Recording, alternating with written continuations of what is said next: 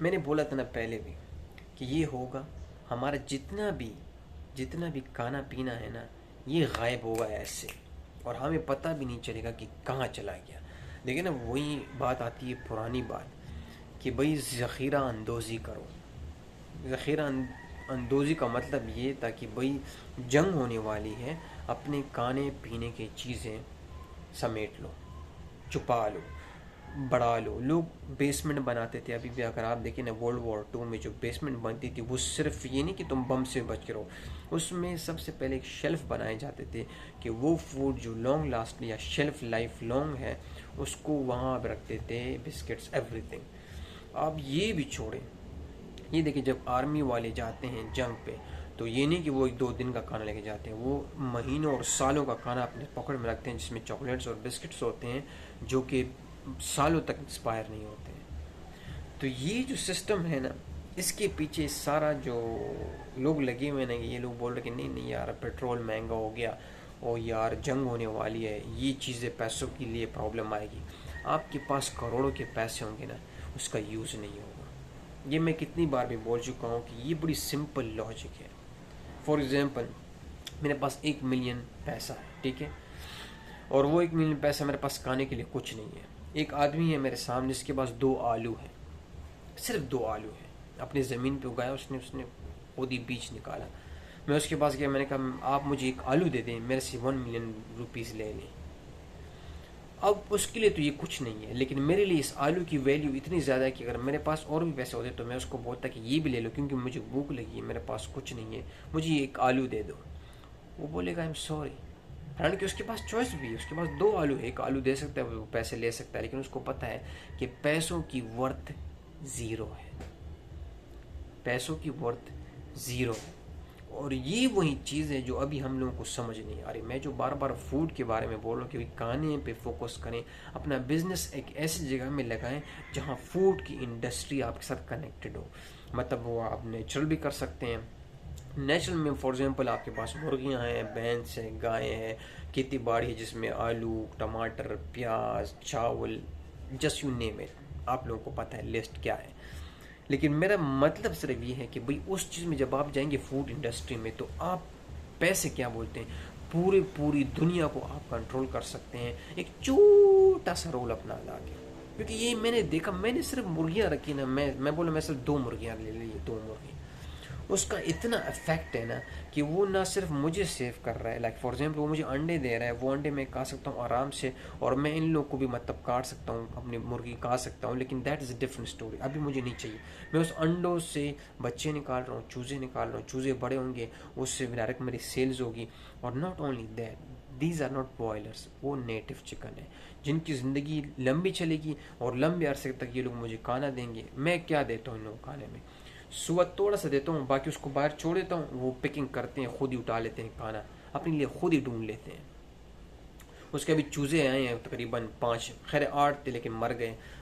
What can I से, क्योंकि आपको पता है नेचुरल चीज़ ऐसी होती है, कुदरती चीज़ें यही होती है कि there is a profit, there is a lost, दोनों साथ में रहते हैं, दोनों का कनेक्शन बिजनेस में होता है। इसी को बोलते हैं असली बिजनेस, जिसमें सिर्फ प्रॉफिट होता है ना, वो बिजनेस नहीं है भाई, वो कुछ और है। तो इसलिए मैं बता रहा हूँ कि भाई नेचुरल में यही होता है, यानी हम सीख रहे भी होते हैं। तो मैं कहने का मकसद है कि ये जो मैं कर रहा हूँ ना, इससे मुझे प्रॉफिट हो रहा है, इससे मुझे इस तरह की मुझे फिजिकली मुझे हेल्थ और पावर मिल रही है। दूसरी बात ये कि मैं किसी और पे रिलाई नहीं करूँगा। कोई मुझे एक्सपायर अंडा पकड़ा देता है, कोई आजकल वो एक्सपायर, हमारे जब बहरन में देते तो एक्सपायरेशन अंडे पे होती है, यहाँ पे किसी पे एक्सपायरेशन नहीं लिखी हुई, तो अभी वो तुझे क्या पकड़ा दी, उसने 2-3 महीने पुराना अंडा पकड़ा दिया। और मैंने कितनी बार देखा कितनी बुरी हालत होता है। तो ये एक सिस्टम, एक सिस्टम जो मैं बार बार बोल रहा हूँ कि सिस्टम को हमें समझना पड़ेगा। जिस तरह मैंने कल की वीडियो में बोला था कि एक्सपीरियंस एक बहुत ज़रूरी चीज़ है, तो ये चीज़ कहाँ से आती है, जब आप रियली एक्सपीरियंस करते हैं, जब आपको पता चलता है कि खाने की कितनी बड़ी वैल्यू है, रादर देन हम इस आर्टिफिशियल पैसों के पीछे भागे। अगर थोड़ा सा पैसा लेके हम इसको अपने किसी प्रोडक्ट पे इन्वेस्ट करें, तो वो चीज़ इतनी ज़बरदस्त उगेगी कि आप इमेजिन नहीं कर सकते। और ये फूड शॉर्टेज आने वाली है, ये तेरे भाई की प्रोडक्शन है, क्योंकि भाई साहब जितने मैंने आर्टिकल्स पढ़े ना, कसम खुदा कि मैं क्यों बार बार बोल रहा हूँ कि आप ज़रा कभी कभी हम लोग बोलते हैं, हम मजाक उड़ाते हैं यूरोपियंस कंट्रीज़ का।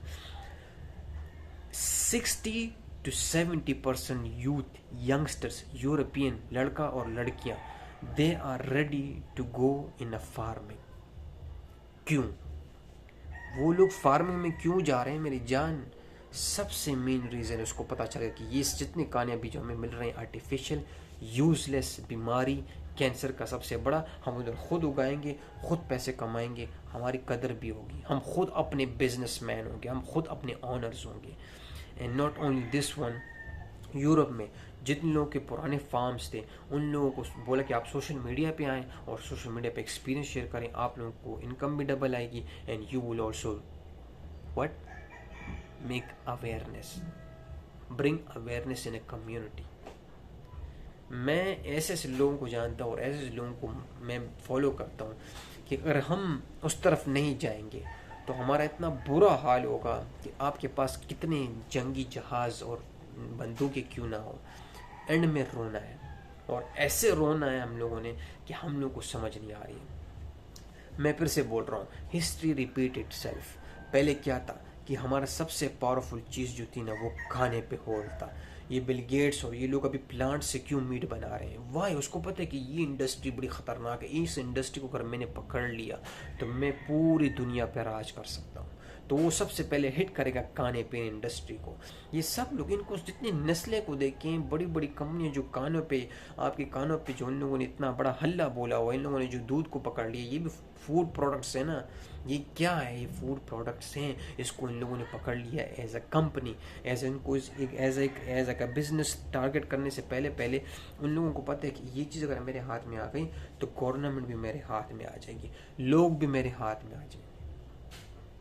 इमेजिन करिए आप एक फार्मर हैं और आपके आसपास बाकी लोग रहते हैं। ये मैंने अपने बचपन में देखा था कि जब हम फार्मिंग करते थे उस अपने गांव में, तो जो आसपास जो लोग हमारे खेती में काम करते थे वो हम पे रिलाई करते थे। एसएचओ, जो पुलिस ऑफिसर, जो आजकल लोग उसको बोलते हैं बाप है, वो एसएचओ की जरूरत भी नहीं होती थी कि वो उस गांव में कुछ मेरे घर में बात करे। वो एक जो गांव का बंदा होता है वो आता था, हमसे बात करता था, तो फिर वो उसको अलाउ करता कि हाँ एसएचओ साहब आ जाओ विद रिस्पेक्ट, क्योंकि उसको पता कि गांव वाले सारे लोग मेरा कीमा बना देंगे इसी पुलिस थाने में। यही वो पावर है जिसको हमें समझ नहीं आ रही कि भाई ये क्या है। मतलब मैं उस लिहाज से नहीं बोल रहा कि आप राज करें, मैं आपको ये बता रहा हूँ कि इसमें एक रियलिटी है कि जो एंड में हमें यही चीज़ करनी पड़ेगी जिससे हम तरक्की कर सकेंगे। हम जब अपने घर में कुछ उगाएंगे ना, तो बाहर वाले अंधे, बाहर वाले जो लोग जो आसपास पड़ोस वाले हैं वो लोग देखेंगे कि यार देखिए घर में सेम चीज़ मैं उगा सकता हूँ। मैं इससे आज एक टमाटर ले लूँ, कल मेरे पास 20 टमाटर होंगे। कैसे? उसकी बीज लगा के। तो मेरे पास 10 टमाटर होंगे, फिर 10 से 20 हो जाएंगे। वो जो चीज़ मल्टीप्लाई होती है वो स्लो होती है, लेकिन उसमें जो चीज़ होती है वो कम्युनिटी बनती है। उसमें एक चीज़ होती है कि लोग हेल्थी हो जाते हैं। उसमें एक चीज़ होती है कि एक दूसरे का केयर करते हैं उसमें। क्योंकि जो खेत था लोगों को मैंने क्यों काम दिया? क्योंकि मैं बाहर से बंदे लेके आ सकता, लेकिन मैंने कहा नहीं, ये लोग खेत में काम करेंगे, मेरे लिए इजी रहेगा, इनका घर भी चलेगा और मेरा भी बिजनेस बढ़ता जाएगा। वो लोग भी तरक्की कर रहे हैं। कितने लोगों ने खेतें बना दी हैं, साइडों पे ज़मीनें ले लिए, आज भी रिस्पेक्ट करते हैं। क्यों? क्योंकि दैट इज़ समथिंग रियल। गाँव में ये नहीं होता कि भाई चौधरी साहब है, नहीं, ये हम लोगों ने बना दिया उसको, क्योंकि हम लोगों ने उसको पैसे के मोड़ पे बना लिया, पैसों की वैल्यू बना दी। हम पहले चीज़ें नहीं, हम लोग टमाटर बेचते थे, आलू बेचते थे, जो हमसे थोड़े दूर घर भी होते थे, अगले गांव में भी हमारे पास जब एक्स्ट्रा सामान होता था हम उसको और घरों में बेचते थे।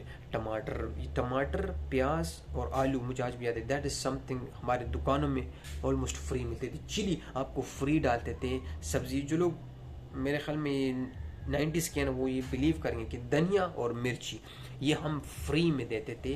जब आप आलू लेंगे ना, धनिया और मिर्च फ्री में, पूरा इतना पकड़ लेते थे। वल्लाही आप चेक कर लें, that is what I am saying. वो चीज़ जो है ना हम लोग भूल गए कि नहीं यार कैसी बात करते हो। तो बिलीव मी और not, it will happen and then when it hits, फिर बहुत बुरा लगेगा, फिर बोलेगा नहीं यार वो लोग अभी से शुरू कर दिया। गोरों की अगर आप सुने तो मैं told you before, they already start. अगर हम लोग वहाँ नहीं पहुँचे तो बहुत बुरा हुआ हमारे साथ। That's it.